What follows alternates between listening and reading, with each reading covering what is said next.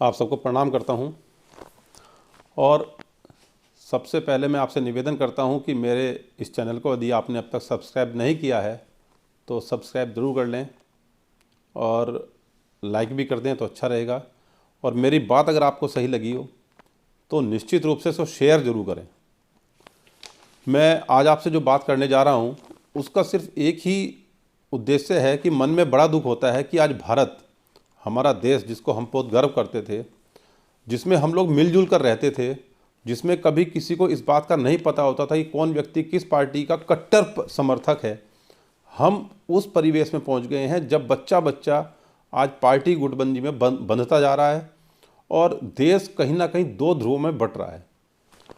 और ये बहुत बुरी स्थिति ऐसी बनती जा रही है कि जो व्यक्ति अपने आप को सबसे एक मजबूत स्थिति में रखता है आज देश में, उसने इस देश में झूठ का एक जिस प्रकार से परचम लहरा दिया है, जिसने देश दुनिया में इस बात को महसूस करा दिया है कि वो व्यक्ति सिर्फ झूठ बोलता है, झूठ के अलावा कुछ नहीं बोलता है। और उसके बाद ये स्थिति बनी हुई है कि कुछ लोगों को उसने इस प्रकार से तैयार किया है, वो अपने अन्य संगठनों के द्वारा, कि जिस प्रकार से हिटलर शाही जो प्रवृत्ति थी, उस प्रवृत्ति के अनुसार वो व्यक्ति ने एक ऐसी छद्म एक माहौल तैयार किया है अपने लिए, जिसमें वो अपने आप को डरपोक रहते हुए भी अपने आप को मजबूत दिखाने का प्रयास करता है।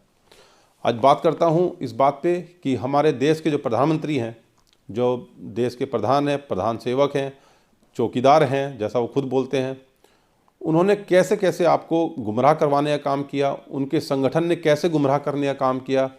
और यदि आप ये बोलते हैं कि ऐसा तो उन्होंने नहीं कहा, लेकिन उन्होंने ऐसा कहने वालों का समर्थन किया, उनके साथ खड़े हुए, उन्होंने उस तरह के माहौल बनाने वाले लोगों के ट्विटर हैंडल फॉलो किए, उनके साथ उनकी फ़ोटोएँ रही। तो इस प्रकार की बहुत सारे ऐसे उदाहरण भी हैं, सबूत हैं, खुलेआम सोशल मीडिया पे घूम रहे हैं। अगर आप खुद भी ढूंढेंगे तो आपको मिल जाएंगे। तो मैं उस पर आपका थोड़ा सा ध्यान लाना चाहता हूँ कि बहुत सारी चीज़ें हैं जिसमें आपको खुद समझने की ज़रूरत है। अगर आप थोड़े से भी समझदार हैं तो आप खुद समझिए कि आप कहाँ गुमराह हैं। ये मेरी बात सिर्फ आज उनके लिए है जो ये सोचते हैं कि मोदी जी जो कर रहे हैं बिल्कुल सही कर रहे हैं। मैं उनकी बातों से इत्तेफाक नहीं रखता हूँ। उनसे कहना चाहता हूँ कि वो अपनी जो सोच है उसको स्वयं की सोच बनाएं और खुद सोचें कि क्या सही है और क्या गलत है। मैं आपको कुछ थोड़े से उदाहरण देता हूँ। उस उदाहरणों को अगर आप निष्पक्ष रूप से समझेंगे तो आप समझ जाएंगे कि कहीं ना कहीं आपको गुमराह किया गया है, गुमराह किया जा रहा है, गुमराह हुए हैं, और आगे ना हो उसके लिए आप खुद अपने आप को सोचें कि वास्तव में हमें किस प्रकार से बचना है। और इन सब उदाहरण से पहले मैं ये भी कहना चाहता हूँ कि जो कई बार हम चर्चा करते हैं, फिर कुछ लोग बोलते हैं हाँ ये तो मालूम है, लेकिन राजनीति ऐसी चलती है। नहीं, राजनीति इससे पहले ऐसी नहीं थी, और अगर ऐसी थी तो उसका उदाहरण आप दीजिए। किसी ने यदि कोई सरकार गिराई होगी कभी, किसी ने यदि कोई काम किए होंगे, लेकिन झूठ का परचम नहीं फैलाया गया था, झूठ से नहीं आपको बांधा गया था। पहली बात, किसान आंदोलन को लेकर के मैं लेके आता हूँ। आज किसान आंदोलन कर रहा है, टीवी के माध्यम से, सोशल मीडिया के माध्यम से, सरकार के खुद मंत्री, अन्य विधायक, उनके बहुत सारे सपोर्टर्स आज उसको इस आंदोलन को बोल रहे हैं कि ये कहीं आतंकवादियों का समूह है, ये खालिस्तानियों का समूह है, ये देशद्रोही हैं, ये अनेक तरह से आपने इनके नाम रख दिए हैं। और कुछ दिन पहले ऐसे नाम शाहीन बाग के रखे गए थे, कुछ दिन पहले ऐसे नाम जेएनयू वालों के रखे गए थे, उससे पहले ऐसे नाम पटेल आंदोलन के रखे गए थे, उससे पहले उसके साथ साथ ही जाट आंदोलन शुरू हुआ था उसके रखे गए थे। और साथ साथ उस दौरान जो है बीच में कुछ और भी घटनाएं ऐसी छोटी छोटी हुई, जैसे तमिलनाडु के किसान आए, छोटी तो नहीं थी लेकिन हाँ जब मीडिया ने तवज्जो नहीं दी, आप लोगों ने भी इसको नहीं सोचा, तमिलनाडु किसान आए, मुंह में चूहा लेकर के, हड्डी लेकर के उन्होंने आंदोलन किया, तो उनको भी ऐसा बताया गया जैसे वो लोग इस देश के नहीं हो, कहीं से ज़बरदस्ती उनको बुलाया गया हो। आपको सबसे पहले एक सीधा उदाहरण देता हूँ। अभी जब लॉकडाउन चल रहा था, इस बीच में मोदी जी ने बीच में एक बार टीवी पर आकर के उन्होंने बताया कि उन्होंने 80 करोड़ लोगों को मदद की इस लॉकडाउन में, और उनको खाना भिजवाने का काम, उन्हें घर जो राशन भिजवाने का काम उसमें किया गया।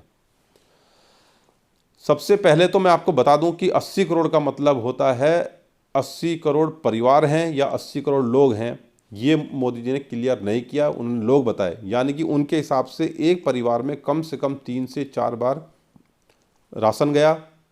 अब कितने लोगों को 3 बार राशन मिला, 4 बार राशन मिला, ये आपको सोचना है, क्योंकि इस देश के अंदर कुल मिलाकर के 24 करोड़ 88 लाख परिवार 2011 की जनगणना के अनुसार हैं। 24 करोड़ 11 लाख 88 लाख। आप जो 1 करोड़ 130 करोड़ बार बार बोलते हैं, 130 करोड़ परिवार नहीं है, कुल जनसंख्या है। उसमें जो कल बच्चा पैदा हुआ, आज बच्चा पैदा हुआ, वो भी शामिल है। जो उसमें जनसंख्या बढ़ रही है, घट भी रही है जो मृत्यु दर के बाद। तो आप ऐसा ना सोचो कि इस देश में जनसंख्या बढ़ ही रही है, घट भी रही है। लोग जा भी रहे हैं ईश्वर के पास, ईश्वर के पास से आ भी रहे हैं। वो एक सिस्टम बना हुआ है। तो इस चीज़ों को आप खुद सोचें कि आपको किस प्रकार से ऐसी संख्या बता करके आपको उद्वेलित किया जाता है कि अरे क्या बात है, इतना बड़ा देश है, इतना बड़ा देश होने के बाद भी और हम लोग कितना मेहनत की जाती है, उनको ऐसे की जाती है। तो पहले से सरकारें दूसरी भी कर रही थी, इन्होंने किया, कोई बड़ा काम नहीं किया है। चीन में करीब 42 करोड़ परिवार हैं, हमारे देश के अंदर 24 करोड़ 88 लाख परिवार है। आप 25 करोड़ इनको मान सकते हैं, अगर थोड़ा बहुत जनसंख्या बढ़ी भी है तो आप आज की तारीख में 25 करोड़ मान सकते हैं। तो 25 करोड़ परिवार का मतलब ये है कि उनको जो मोदी जी ने कहा उसके हिसाब से कम एक परिवार को लॉकडाउन में 3 से 3.5 बार, 3.25 बार राशन मिला। किन किन को मिला, किन किन को नहीं मिला, ये आप खुद सोचें। आपके घर में कितनी बार आया, आपके घर में आया, नहीं आया, और अगर आपके घर में नहीं आया और आपको ज़रूरत नहीं थी तो भी वो 80 करोड़ परिवार में कैसे काउंट हो गया? इसका मतलब आपके घर का राशन कहाँ गया? अगर 5, 7, 10 करोड़ परिवारों को नहीं मिला तो इसका मतलब जिनको मिला होगा उनको कम से कम 4 बार मिला होगा। तो उनके परिवार को मिला कि नहीं मिला? और अगर आप किसी झोपड़पट्टी के आसपास रहते हैं, आप तो खुद जाइए मलिन बस्तियों में कि उनसे पूछिए आपके घर में कितनी बार राशन आया। राशन अगर उनके घर में 4 बार आया है तो मैं मान सकता हूँ कि हाँ ठीक है, उनके घर में अच्छे से आया होगा। लेकिन आप खुद जाइए, हमने खुद मालूम किया है, ये स्थिति ये बनी है कि कहीं कहीं गलती से 1 बार आ गया और कहीं कहीं तो बिल्कुल पहुंचा ही नहीं है। पहली बात ये हो गई। दूसरी बात जो आपको बताना चाहता हूं वो ये है, जो कोरोना के समय जब जमातियों का मामला हुआ तो एक व्यक्ति का नाम आया था मोहम्मद साद, जो भगोड़ा करार कर दिया गया था, जिसको जो फरार होने के बाद ऐसा लग रहा था कि कोरोना की उत्पत्ति वुहान से नहीं हुई है, चीन से नहीं हुई है, जैसे वो कोरोना की उत्पत्ति निजामुद्दीन की मरकज़ से हुई और उसका जो उत्पत्ति करवाने वाला है मोहम्मद साद है। और अब तो वो गया, उसको फांसी दे दी जाएगी, गोली मार दी जाएगी, ऐसा माहौल एक उस समय बना दिया गया। और उसको ऐसा किया गया कि लोगों का ध्यान कोरोना से हट करके और मोहम्मद साद, जमाती, मुस्लिम, इस प्रकार से उद्वेलित आपको किया गया और आप लोग पागल हो गए। और इस प्रकार से पागल हुए कि सोशल मीडिया पे कि मोहम्मद साद को अब ये कर दो और उनको मुसलमानों को ये कर दो और वो कर दो। अब क्या हुआ? अब कहाँ है मोहम्मद साद? क्यों नहीं पकड़ा देश ने? गृह मंत्री वहीं रहते हैं उसके घर के पास, बिल्कुल ज़्यादा नहीं, मुश्किल से 5 किलोमीटर का फ़र्क होगा, 5 किलोमीटर भी पूरा नहीं है। प्रधानमंत्री का मकान मुश्किल से 7 से 7.5 8 किलोमीटर होगा। तो आज क्यों नहीं पकड़ा गया और कैसे नहीं पकड़ा गया? तो ये आपने कभी मोदी से पूछा कि मोदी जी आपने हमसे सोशल मीडिया पे मोहम्मद साद को इतनी गालियां दिलवाई थी, लेकिन आज मोहम्मद साद क्यों नहीं पकड़ा गया? आप बताइए हमें। आपने कभी उनको ट्वीट पर किया कि मोहम्मद साद को पकड़ो? आपने क्यों नहीं पकड़ा गया? एक दूसरी घटना मैं लेकर के आता हूँ, जेएनयू की घटना पे आप आ जाइए। जेएनयू की घटना पर आपने बहुत कुछ जो मोदी सपोर्टर या सत्ता के समर्थक जो रहे या उनका सोशल मीडिया हैंडल, जो सोशल मीडिया एक्टिविस्ट जिनको मैं कहना चाहता हूँ, उन्होंने जेएनयू घटना को इस प्रकार से प्रचारित किया गया है जैसे वहाँ आतंकवादी पलते हों। अब पूरे देश में वैसे आतंकवादी हो गए हैं, मुझे लगता है हम भी आतंकवादी होंगे। तो मेन चीज़ क्या है कि जेएनयू में जब आपने उन सबको आतंकवादी बताया गया था, वो कहाँ है? उसमें बताया गया था, पुलिस ने जो सुना, एक अधिकारी ने जब एक बार प्रेस कॉन्फ्रेंस की थी उसमें बताया था, उसमें 38 से 40 लोग नकाबपोश बाहर से आए थे। और बाद में मैंने यहाँ तक भी उसमें मीडिया में आया कि वो लोग जम्मू यूनिवर्सिटी के से जुड़े हुए कुछ लड़के थे, वो नकाबपोश होकर के आए थे, जिनकी पूरी जानकारी दिल्ली सरकार के पास है, दिल्ली पुलिस के पास है, क्राइम ब्रांच के पास है। तो वो आज की तारीख में वो लड़के गिरफ्तार क्यों नहीं हुए? पूरा पूरा मुद्दा जो है कन्हैया की तरफ मोड़ दिया गया, दूसरे लोगों की तरफ मोड़ दिया गया। और मैं कहता हूँ कन्हैया भी अगर उसमें दोषी है तो क्यों आज की तारीख में बाहर घूम रहा है? अगर वो जमानत पे है तो क्यों है? इसका मतलब उसका केस पुलिस ने कैसे हल्का बनाया? अगर वो दोषी है तो कैसे उसको बाहर घूमने दिया जा रहा है? और अगर वो दोषी नहीं था तो उसके ऊपर केस क्यों बनाया गया? और अगर पुलिस ने हल्का किया है तो उन पर जांच क्यों नहीं की गई? उनको सस्पेंड क्यों नहीं किया गया? कभी आपने मोदी से पूछा है? ये बात अमित शाह से भी पूछिए, मोदी जी से पूछिए, उनके समर्थकों से मैं कहना चाहता हूँ। ये आपके सबके सामने बात आ गई है, ठीक है ना। इसके बाद में एक शाहीन बाग वाली बात मैं कहना चाहता हूँ। शाहीन बाग में लोग बैठे, वहाँ पर एक व्यक्ति आया, उसने गोली चलाई और उसको आपने पकड़ लिया। अगर आप इतने हिम्मत वाले हैं तो पहली बात मैं कहना चाहता था कि अगर आपने समर्थक को गोली चलाने भेजा है तो ठीक है, उसे खुला रखिए, कोई दिक्कत नहीं है फिर। लेकिन आपने उसको पकड़ा, जेल भेजा, जब छूट गया तो वापस उसको बीजेपी में शामिल कराया। आज भी वो व्यक्ति बीजेपी से जुड़ा हुआ है, भले उसको शाम को सुबह ज्वाइन करा करके शाम को उसको दोबारा से निष्कासित किया गया, लेकिन वो व्यक्ति बीजेपी के साथ जुड़ा हुआ है और सक्रिय है। तो आप भी ये मान लीजिए। एक नई चीज़ आज की तारीख में जो सोशल मीडिया पे घूम रही है वो ये है कि जो लोग टैक्स देते हैं वो आंदोलन ही नहीं करते हैं। यानी कि किसान जो है टैक्स नहीं देता है, बाकी सब लोग टैक्स देते हैं। सॉरी, मुझे आप ये बताइए कौन व्यक्ति आंदोलन नहीं करता है? क्या डॉक्टर आंदोलन नहीं करते हैं? व्यापारी आंदोलन नहीं करते हैं? व्यापार मंडल आंदोलन नहीं करते हैं? शिक्षक आंदोलन नहीं करते हैं? ओएनजीसी और बीएचईएल, सेल, गेल जैसी लोग आंदोलन नहीं करते हैं? बैंक के आंदोलन नहीं करते हैं? आप बहुत सारी ऐसी कंपनियां हैं जो आंदोलन करती हैं और बहुत सारे ऐसे गैर सरकारी संगठन है, सरकारी संगठन है जो सब आंदोलन करते हैं। ये आपने कहाँ से सुन लिया कि जो टैक्स नहीं देते हैं वो आंदोलन करते हैं? दूसरी बात यह है किसान भी तो टैक्स देता है। आप आज की तारीख में जितने लोग जो सामान खरीदते हैं सब पर कहीं ना कहीं टैक्स लगता है। कोई सेस लगता है, टैक्स लगता है, हर तरह का टैक्स लगता है। पेट्रोल डीजल लगभग हर आदमी खरीद रहा है, उस पर वो टैक्स दे रहा है। तो आप अगर इनकम टैक्स वाली बात सिर्फ मान करके चलते हैं तो हो सकता है कुछ परसेंटेज ऐसी हो सकती है जो इनकम टैक्स नहीं दे रहा, हो सकता है वो इनकम टैक्स के दायरे में नहीं आता हो, जितनी छूट सरकार ने दी हो सकता है उसमें नहीं आता हो, लेकिन बाकी चीज़ों पे तो टैक्स दे रहा है ना। तो टैक्स देने के बाद उसकी जिम्मेदारी बनती है कि वो अपनी हक की लड़ाई लड़े, वो अपना हक दे, उसमें वो बिल्कुल हर तरह की सुविधाएं मांगे, हर तरह की अपने अंदर ये महसूस करे कि हाँ मैं भी सरकार का हिस्सा हूँ, इस चीज़ को माने वो। दूसरी बात ये भी है कि जो लोग ये कहना चाहते हैं कि सारे पैसे वाले किसान वहाँ बैठे हुए हैं बिल्कुल सही बात आपने कही है, वहाँ किसान पैसे वाले बैठे हैं, गरीब आदमी भी बैठा है वहाँ पे। आज की तारीख में जो व्यक्ति 5 से 10 बीघे की खेती करता है वो व्यक्ति भी बैठा है, और जिसके पास 100 से 500 एकड़ की ज़मीन की जोत होगी यानी खेती होगी वो व्यक्ति भी वहाँ बैठा हुआ है। क्यों बैठा है? क्योंकि देश की आज़ादी के बाद से आज तक जितनी सरकारें रही उनकी नीतियों के हिसाब से उसमें काफ़ी हद तक उसने अपने आप को सुदृढ़ करने का काम किया। ऐसा नहीं है, उसमें बहुत सारे किसान भाई ऐसे भी हैं जो नहीं साथ में आगे बढ़ पाए, लेकिन बहुत सारी स्थितियाँ ऐसी भी रही कि जिसमें उन्होंने अपने आप को संपन्न किया, अपने आप को आगे लेकर के आए।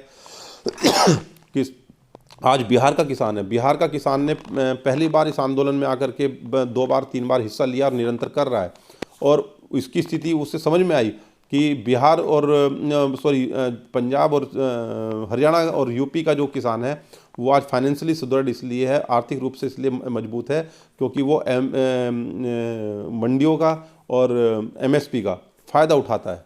और कि बिहार आज की तारीख में पिछड़ा इसलिए है क्योंकि 2006 में वो सारी नीतियां ख़त्म कर दी गई थी, वहाँ मंडियां भी ख़त्म कर दी गई थी। तो आज वो दोबारा उसी परिस्थिति में आना चाहता है कि मुझे भी पंजाब, हरियाणा, उत्तर प्रदेश, ख़ास तौर से पश्चिमी उत्तर प्रदेश, उनके साथ वो खड़ा होना चाहता है। पूर्वी उत्तर प्रदेश की भी स्थिति अब ऐसी ही है।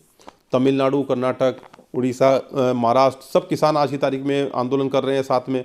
लेकिन आप भले टीवी के माध्यम से आपको ऐसा लगता हो कि सिंघू बॉर्डर का भी आंदोलन उठ गया है, टिकरी बॉर्डर पे अब कोई बचा नहीं है, गाजीपुर में गिने चुने लोग रह गए हैं, तो आप गलतफहमी में हैं। कहीं आप ये बोलते हैं कि वो तो सिर्फ जाटों का आंदोलन रह गया है। भैया जाके देखिए, आप खुद जाके देखेंगे कि वहाँ कौन कौन सी बिरादरी और कौन कौन सी जात, बिरादरी, धर्म के लोग वहाँ पर बैठे हुए हैं।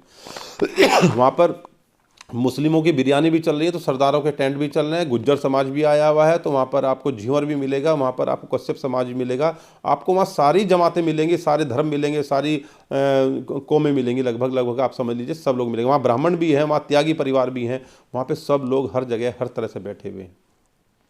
दलित समाज भी वहाँ पहुँचा हुआ है। आप राजस्थान के बॉर्डर पे भी चले जाइए, इधर भी चले जाइए, आपको सब जगह सब लोग साथ में बैठे हुए मिलेंगे।